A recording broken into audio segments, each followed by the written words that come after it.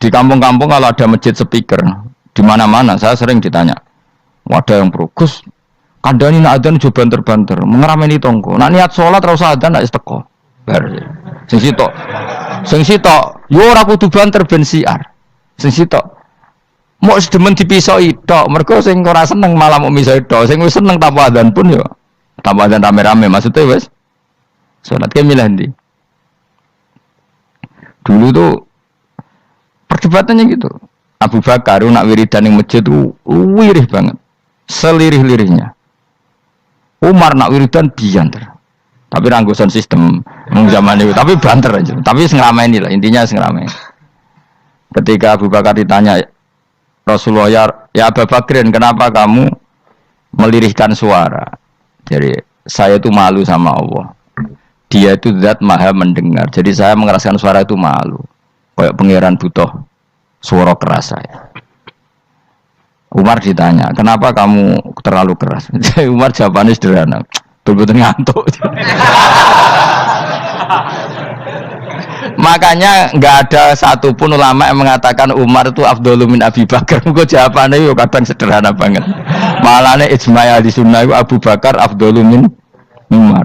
Kok nak delok jawabannya kok beneran ngantuk. Padahal jawabannya Abu Bakar, kula nu izin kalian pangeran yang maha pendengar kok banter-banter. Rasulullah dalam banyak hal ya gitu, ketika banyak masalah itu sahabat donga banter-banter. Nabi duka, innakum latatuna as-somma. Kamu tidak berdoa sama zat sing budak. Maka kamu enggak usah banter-banter. Jadi andaikan ada istighosah pakai sound system banter-banter itu ya perlu dipertanyakan. Lah pangeran wis krungu gegere ngono lho misalnya. Tapi misalnya mazhab itu kamu pakai, terus ada pertanyaan, dangdutan saja banter, kenapa kalimat thayyibah tidak boleh banter? Masalah mana? Ya asal isi dunia itu masalah. Kemilan dia. Ini cerita saja. Kalau manusia itu istighosah jaluk tolong sama pangeran kan? Pangeran sudah dengar tanpa sound system apa enggak? Kenapa banter-banter? Nah, tapi kalau tadi dibalik dangdutan saja banter-banter, kenapa kalimat thayyibah tidak boleh banter-banter? Bismillahirrahmanirrahim. Ya khisimun ngaten wae kan apa ketika terjadi kiamat niku tak khuduhum wa hum khisimun. Jadi manusia itu takdir itu seneng tukaran. Karena tadi ya sengketa yang mari tukaran, pendapat baik yang masih nyari yang terbaik, sama-sama kebenaran nyari yang paling benar. Karena manusia itu dari awal kurang penggawean. Jadi barang apik cek diperdebatno dengan yang luwih napa? Apik. Sehingga bayangannya pangeran itu sok ben nak kiamat kapan saja terjadi ku wong lagi sibuk para padu, lagi sibuk gegeran. Wis mesti. Karena tadi manusia niku pun watak dasare niku konflik. Ya tadi misalnya pengurus masjid bahkan mungkin organisasi perdamaian ini pas rapat ya tukaran. Padahal organisasi ini perdamaian. Ya tapi pas rapat lalu solusinya apa? Solusinya begini sih, tok debat gini. Padahal apa? Organisasi apa? Perdamaian. Tapi ya tetap tukaran. Asal cek manusia itu tukaran. Uniknya lagi manusia itu kalau ingin damai juga harus punya alat untuk tukaran. Nah orang ya tidak. Nah kalau nanti ngaji kitab dalam salah satu kitab ada makalah gini. Idza aradta as-sulha fasta'id dalil harbi. Kalau kamu ingin damai, maka siapkan alat perang sebanyak mungkin. Karena logikanya gini ya, kalau misalnya ada bajingan atau penjahat, dia punya bom, punya pedang, terus kamu sebagai orang soleh tidak punya apa-apa, bisa nggak bergening perdamaian? Kan nggak bisa. Mereka terpaksa damai karena kamu punya senjata yang imbang. Jadi kalau musuh kamu punya nuklir, terus kamu nggak punya apa-apa, ayo damai wae. Kamu kan rugi damai. Tak bom kena kok damai barengan gitu. Makanya kamu harus punya senjata yang imbang. Makanya dalam tafsir-tafsir itu diterangkan.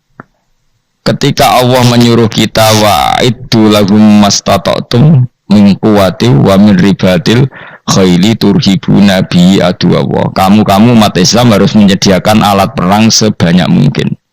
Itu bukan berarti Allah menyuruh umat Islam perang terus mboten. Dalam keadaan dunia yang banyak gesekan seperti ini, orang itu bisa damai justru kalau sama-sama punya senjata. Dan itu teori itu dipakai seluruh dunia. Segamane cara sing didelok wong akeh sing ora jare. Misalnya Amerika kan terkenal dikjaya, Korea Utara ben dirgani Amerika kudu gawe senjata sebanyak-banyaknya. Ya sudah seperti itu sudah teori yang dikatakan Quran. Mata dolim nak ora di napa nak ora diimbangi ya mesti yang satu diinjek. Subscribe channel Kalam Kajian Islam. Makanya dalam fikih Islam itu lucu. Fikih rodok jorok tapi gelem ra gelem kayak kudu setuju. Ya cara fikih kowe di bojo ayu cek elek. Nek ra gelem mbok kumpuli ra wajib mbok nafakoi. Dadi kono iso ngancam gak buka dhuwit ra tak gawe. Ajane rodok jorok fikih. Itu cara fikih memang gitu. Perempuan itu tidak wajib melayani suaminya jika tidak dikasih nafkah. Lucunya fikih yang merovokasi sing lanang dan wong lanang ra wajib nafkahi nek ra dikai iku wis ora usah terangno iku opo. Jadi fikih itu karena ngikuti teori umum. Makanya Mbah Mun itu fikih kata beliau itu aku mbek fikih ini ra cocok. Aku ape omah-omah tapi dagangan perkara itu. Tapi memang secara prosedur fikih gitu. Mana wong kere-kere itu pancen wis ora entuk jatah kelon karena ra iso nafkahi gitu. Itu cara fikih. Memang seperti itu. Karena kere kok pola, napa? Kere kok pola. Kalau nak kere kudu ganteng. Jadi orang entuk jatah sing wedok sing seneng lah itu ijek entuk jatah. Tapi nek wis kere elek ya wis nelongso perkarane memang jadi karena seorang istri wajib melayani suaminya jika tidak kodak nafkahi. Bahkan menurut fikih Islam itu boleh rafa. Jadi oleh rafa nih hakim. Pak Hakim suami saya kere itu boleh. Dan itu bisa diceraikan oleh siapa? Hakim. Jadi rafa. Karena tadi manusia itu ya khisimun di mental konflik. Dan mental konflik itu tidak dihilangkan Allah sama sekali kecuali nanti setelah di surga. Makanya Allah ngendikan apa? Wa naza'na ma fi sudurihim min ghillin. Jadi sifat dengki, sifat hasud itu dihilangkan nanti setelah di surga. Artinya di dunia itu antar wong soleh ya mesti hasud. Mana ada sing ora soleh, sing soleh wae kudu hasud. Ya senine. Waktu Indonesia ini rebutan dari presiden iku geger, rebutan masjid geger. Bahkan rebutan ngeklaim nak salate paling sah, torekoe paling bener itu ya geger. Padahal yang ngerti otoritas itu yang pangeran, tapi manusia tetap menang kalah wae geger. Besi sak PT nak sing dalan ya geger. Kalau sering Pak besi balapan kadang di sak napa? Sak PT, sak PO itu. Karena nanti bayangannya pangeran itu ya mesti terjadi pangeran sing ngendikan kiamat itu tak khuduhum wahum ya khisimun. Jadi ben ora men yasinan tok ora paham tak tulung. Bangunan ora paham bangeten. Wahum fi ghaflatin minha bitakhosumin wa tabayu'in wa aklin wasyubin. Mesti manusia itu di mental takhosum saling berebut. Makanya cita-citanya Sayyidina Ali, dawuh Sayyidina Ali, ana awaluman yatsu baina yaday rahmanil khusumah dari Sayyidina Ali. Saya nanti pertama ketemu pangeran itu akan melaporkan musuh-musuh saya. Jadi cita-citanya dene gitu. Aku lah di rencana ngono. Aku lah di ben seru no. Jebule bareng lapor ku Allah wah ya nyoror. Sayyidina Ali beda wae anak gue wis lapor jebule. Salah. Karena apa? Ya itu tadi. Manusa wis pokoke ngono. Pertama manusa itu Nabi Adam. Iku ya wis geger mbek malaikat. Dari pangeran Adam itu khalifah, dari malaikat khalifah kok manusa mesti seneng geger. Tapi malaikat protes itu geger dhewe, pangeran sing duwe kawula kok ngangkat digegeri. Jadi pangeran ra trimo. Wong aku sing duwe makhluk gawe aturan kok mbok gegeri. Iku pangeran. Jadi manusia pertama itu seribet. Pertama ribet be malaikat. Bareng Qabil be Habil ya ribet be dulur. Mulai dhisik perkara wedokan. Jadi sekunane kuno wedok mari ribet. Kalau wedok tambah ribet. Semoga doanya wis ribet wis dinikmati wae no. Dinikmati. Makanya banyak orang top itu. Kalau punya kenalan banyak orang top. Niku ribet itu di manage. Jadi ada salah satu tokoh Indonesia itu terkenal sekali. Nak pidato ra kontroversi ra iso turu, tapi nak wis pidato wong bingung kabeh iso turu. Niku saya sangat kenal orangnya. Dengar supire takoki, "Mau piye? Tak pidato ini dibingung ta." Nak dijawab ra bingung kecewa deh. Lha jawab wah bingung sedanten, wah seneng itu iso turu deh. Karena memang konflik itu manusia tuh seperti itu. Jadi apa ya? Kebaikan pun makanya ada guyonan ini betul kisah nyata ini, tapi reputasi bernegaranya ini karena sensitif. Ada negara tertentu yang muadzin itu digaji 30 juta. Jadi orang Arab melarat dengan muadzin tok itu 30 juta. Naiknya BMW. Imamnya itu digaji 70 juta. Hitung saja kalau 70 juta satu bulan satu sholat berapa? 70 dibagi 30. Kira-kira berapa satu hari ini? 2 juta ya, sekitar 2 juta 200 lah. Enggak kayak Indonesia, imamnya fakir-fakir terus muadzinnya fakir-fakir. Dikira itu satu prestasi negara itu karena mengapresiasi, menghormati muadzin dan jebule sing kiai Indonesia aja penak. Madikman ke salat terus. Mesti lah madikman ke salat terus lah ono gajine. Akhirnya kecewa dong. Semenjak itu ora berani cerita prestasi negara itu pada Indonesia. Ya dia itu bangga negaranya itu menghormati imam sampai digaji, muadzin digaji. Terus dikirakan Indonesia dinya. Imam Indonesia kan fakir-fakir, kadang wis padasane elek imami dhewe, koma dhewe. Terus macam-macam lah. Nah.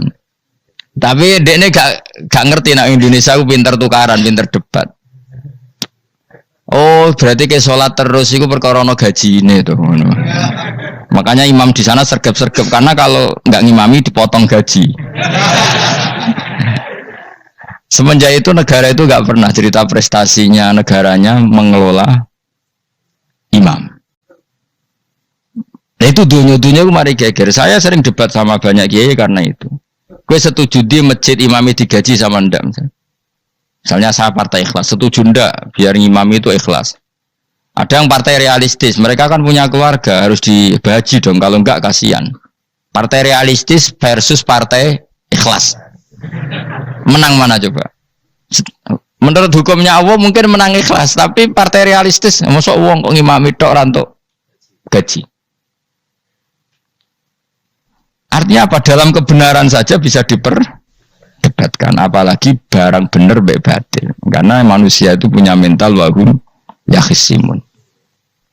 Ya sudah seperti ini. Makanya nanti benar-benar gak ada konflik itu di akhirat. Mengakhiri imam itu gak bangga.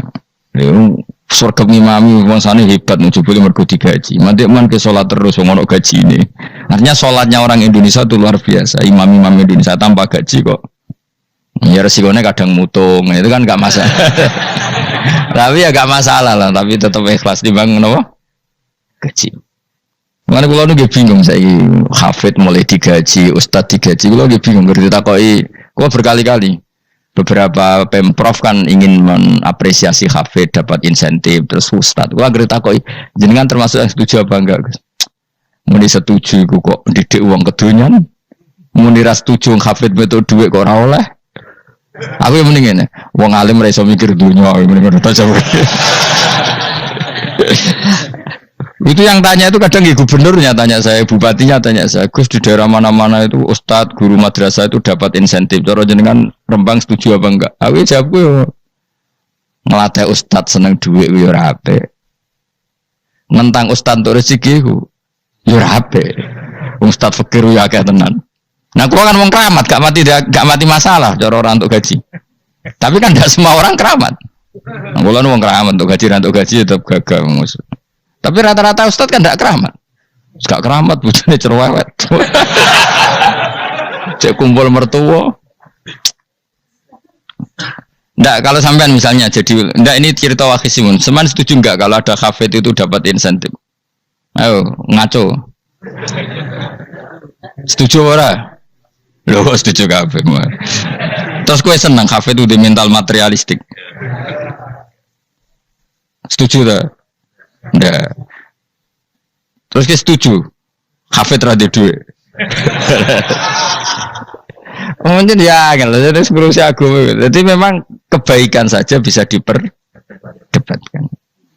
Makanya dulu kalau ulama, makanya ijtihad itu penting. Ulama dulu itu kalau gejolak-gejolakan itu, dalam hal yang tidak mujma'alah ya, tentu dalam hal yang tidak apa mujma'alah. Itu gejolak-gejolakannya itu nggak pernah selesai. Karena memang sesuatu itu pasti mirip ke sana, mirip kemari. Makanya disebut ra'yuna shawabun yahtamilul khata' wa ra'yuka khata'un yahtamilus shawab. Pendapat saya itu taruhannya benar dulu tapi ya mungkin salah, tapi pendapat Anda salah tapi mungkin benar karena mirip-mirip. Misalnya zaman sahabat itu sudah jadi perdebatan gini. Setelah Mekah ditaklukkan Rasulullah dan setelah Rasulullah wafat dan Islam sangat-sangat kuasa, bukan sekedar kuasa lagi, sangat kuasa. Paling enggak menguasai Mekah Medina. Itu perdebatannya gini. Kita keluar Medina apa enggak? Sebagian sahabat, enggak, kita di Medina, ini ardu Rasulillah, ini muhajaru Rasulillah, tempat yang dipakai hijrah Nabi. Kita keluar dari Mekah enggak usah. Sholat di Mekah itu fadilahnya sebagaimana 1000 sholat. Wah, debat gitu. Yang separuh enggak. Nguyai segoro itu apik tau. Mekah Medina sekarang sudah jadi negara Islam, tapi banyak bumi lain yang belum ada Islam. Menyebarkan Islam itu penting, enggak penting. Efeknya meninggalkan Mekah Medina. Hanya separuh sahabat yang meninggalkan Mekah Medina. Mimbainihim itu orang-orang keren, Kak Sayyidina Ali. Sayyidina Ali akhirnya Sakan Al-Kufah. Dia hidup di mana? Kufah. Abu Darda hidup di Syam. Salman Al-Farisi hidup di Palestina. Karena dia milih pendapat, kok nguyai segoro, yang sampai harus ditinggal. Akhirnya menyebarkan Islam kemana-mana. Termasuk barokahnya mazhab itu ada yang ke Cina, terus terdampar di Selat Malaka, terus ada yang ke Aceh. Makanya banyak yang berpendapat Islam masuk Indonesia ya era apa sahabat. Tapi kalau ditanya bagaimana hukumnya meninggalkan Mekah Medina, ya buruk. Negara sebaik itu kok ditinggalkan. Tapi bagaimana hukumnya membiarkan bumi lain tanpa dai, ya buruk. Terus kayak jawabmu piye? Subscribe channel Kalam Kajian Islam. Jadi dalam kebaikan saja ada perdebatan.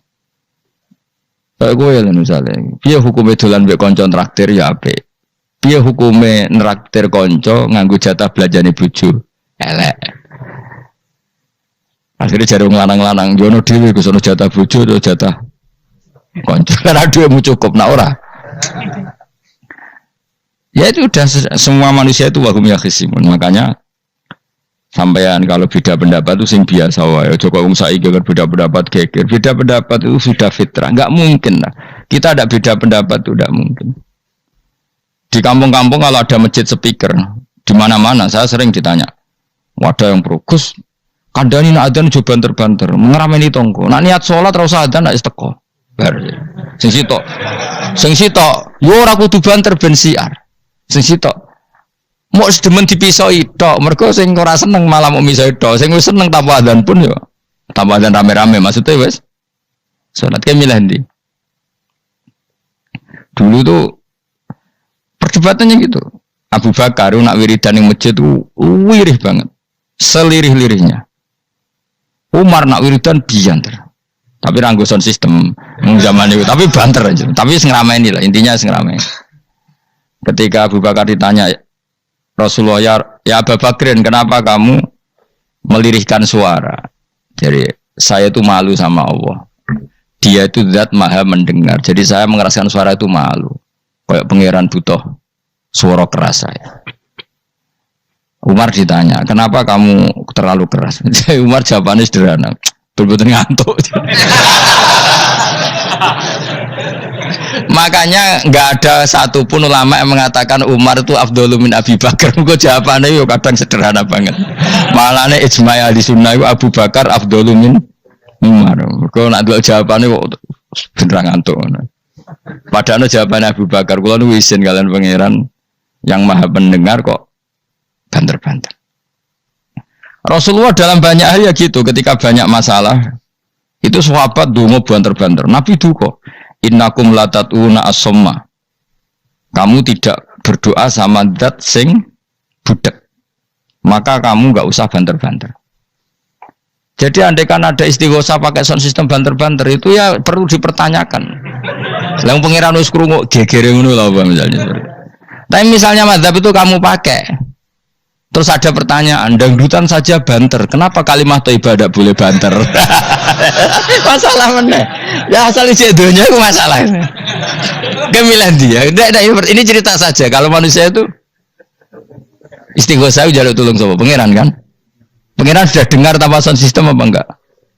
Kenapa banter-banter? Nah, tapi kalau tadi dibalik dangdutan saja banter-banter, kenapa kalimat thayyibah tidak boleh banter-banter? Jadi manusia itu memang potensinya itu ya khisimun, dalam kebaikan saja khisimun. Jibril kurang kondangi itu buantai be malaikat-malaikat liyane. Masyhur itu. Siapa yang enggak ngerti Nabi Ibrahim? Nabi Ibrahim itu nabi keren. Diobong ning geni ambek Namrud. Jibril datang. Saya utusan Tuhanmu, melihat kamu mau dibakar simpati. Nah terus piye jare Nabi Ibrahim? Ya nak kowe njuk tolong tak tolong ya. Ndak saya ndak minta tolong sama kamu. Wong kowe padha aku padha makhluk e. Kena wani ngomong mbek Jibril. Nabi Ibrahim santai. Maksude iku ora mbek aku sing nulung, kowe kondo aku tak kandakno pangeran. Jare malaikat Jibril, jare Nabi Ibrahim, lho nak soal pangeran rasa kondo kowe wis pirsa. Artinya ngene lho, padha kekasih pangeran yo bantah-bantahan jenenge wae maksudnya. Nah ngono nang partai politik ora men geger kowe. Mana ana partai politik geger biasa, wong Jibril wae geger mbek Nabi sinten. Biasa wae. Mana ke sebenarnya takoki mungkar nangkir kudu wani ben seru napa? Takoki marbuka kula guru TPQ. Ngenyek wong guru TPQ jadi takoki marbuka. Sing mulang niku kula. Sampeyan ra tau mulang malah takok. Jelas. Malaikat. Ben ngerti. Itu masyhur itu, termasuk keramatnya Imam Malik itu gitu. Dia itu punya teman guru madrasah. Neng akhirat dicetakoki mungkar nakir marbuka. Malaikat Malik matur pangeran. Gusti malaikat jenengan kandhani iki ambek guru tauhid to takoki marbuka. Akhirnya pangeran nyalano malaikat yo sing jenis ngono kok coba takoki. Lucu tuh guru tauhid to takoki. Sesuai kanjeng Nabi bisa takoki waman nabi uga. Salah perkara tok. Kanjeng Nabi Muhammad terus takoki waman. Iya takoki nabi malah takoki waman nabi uga. Makanya menurut pendapatnya ulama-ulama itu pertanyaan mungkar nakir itu tidak bisa digeneralisir. Tidak semua orang ngalami itu. Saya tidak punya rencana untuk mengalami pertanyaan itu. Karena pasti bila-bila nah angger wong ngono kanjeng Nabi kena pisan. Terus kanjeng Nabi apa kena pertanyaan waman nabi uga. Kan ora kebayang. Makanya masyhur itu. Sama lihat tuh di kitab Nurul Dzolam itu karangannya Syekh Nawawi Al-Bantani itu sarahnya apa itu Aqidatul Awam. Yang Nurul Dzolam yang sarahnya apa? Aqidatul Awam itu. Itu dikarang Syekh Nawawi itu diantara keramatnya siapa itu? Sayyidina Umar. Sayyidina Ali itu pernah minta ya Allah beri saya kasaf mukasafah. Mau kepengen roh meletene Umar zaman ning dunya ngruwung disentai. Jajal dekne iku hubungane piye mbek mungkar nakir. Wani gak nyentak mungkar nakir. Mergo pikirane Sayyidina Ali Umar tuh ning dunya kenangane ngruwung tau disentak Umar. Jake wani gak nyentak sinten? Mungkar nakir. Minta sama Allah supaya ngalami kasaf. Kasaf itu ya mukasafah lah. Mukasafah tahu alam gaib. Itu di dunia wali biasa. Nak kira tahu bangetan. Di dunia wali itu biasa dan itu pasti mustajab. Mukasafah. Umar mati kabundut terus ditunggu nih bedanya. Minta kasaf kan. Tawanan. Umar tangi turus tangi ke kuburan sewante. Mungkin akhir teko dengan wajah yang sangat mengerikan. Sayyidina Ali nyeritakno wajahnya itu kal kidril goli kaya ompreng sing apa nyala. Wes pokoke seru. Wah, Sayyidina Ali kalah iki kiok rasane kiok. Ternyata apa? Buar mungkin akhir baca kono Umar ngupatek. Kamu tahu ngedapi siapa kamu? Saya ini teman dekatnya kekasihnya Allah. Ada ini nggak ada alam kancane. Kamu tahu saya ini siapa? Ana sohibu habibillah. Saya ini temannya kekasihnya Allah. Bukan akhir mulai mikir waduh piye. Orang nyentak wes disentak sih. Ini bisa kamu pakai nanti ada. Roh aku. Wah aku biasa gue jalalan ngalor idul. Jebule jare mung karak, jajal waca. Ya repot. Jawab ya, kan gowo tok ora kon maca. Kan mau gowo tok. Akhir mungkar nakir nangis nih pangeran. Nangis Gusti, selama ini saya biasa nyentak, kenapa sekarang malah dibentak gitu. Terus kata Allah, ya sing sopan sithik iku konco. Semenjak iku mungkar nakir itu punya aturan. Ya ngene aturane, ojo prosedur teman-teman, wae nak ketemu kekasihku ojo garang teman-teman. Semenjak iku sudah ndak segarang itu. Terus Sayyidina Ali intinya terus, oh ternyata konsisten. Maksudnya Umar itu ning akhirat pun masih main sentak. Ya bagus lah konsisten, maksudnya apa? Bagus. Karena tadi manusia itu punya mental wahum yakhisimun. Itu enggak bisa enggak. Sudahlah.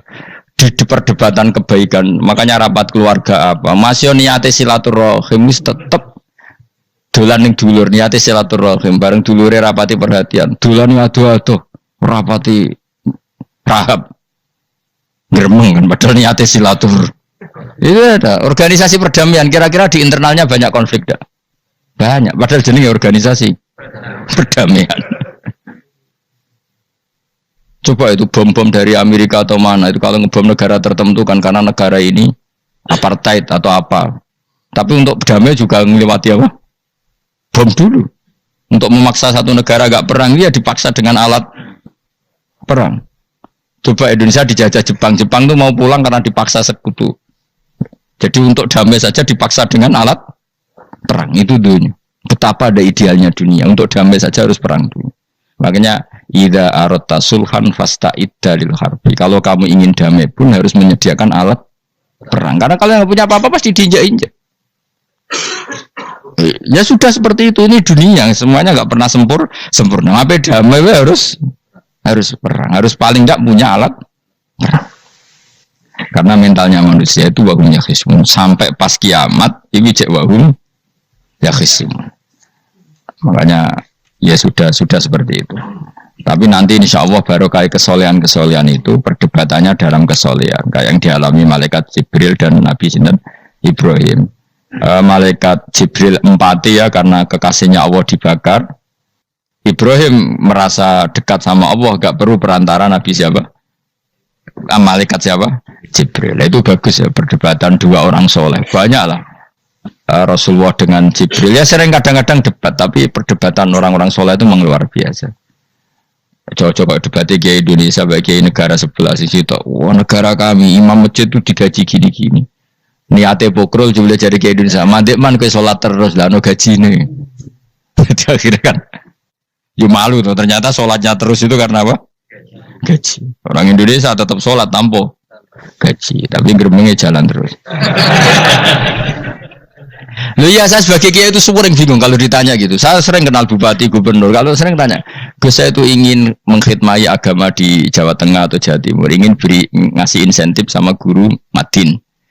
Saya sebagai kiai kan juga bingung. Muni setuju didik uang material, muni rasa setuju.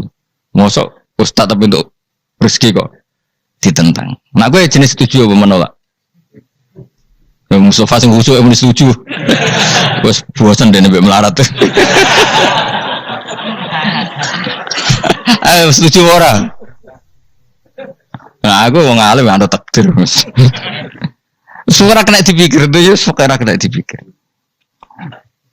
Ya karena tadi sudah wahum yakhisimun itu apa? Wahum yakhisimun. Ya sudah seperti itu. Mohon kalau terus nang. Wamtazil yauma ayyuhal mujrimun. Wa yaqulu lan dawuh sapa Allah taala. Imtazil yauma. Nggih niki oleh nafsir Imam Suyuti wamtazil yauma ayyuhal mujrimun terus wawune niku dilebokno lafaz yaqulu wa yaqulu. Tegese lan dawuh sapa Allah taala dawuh imtazil yauma. Imtazumi sawo sira kabeh al yauma ing dalem iki dina ayyuhal mujrimuna he wong-wong sing dosa.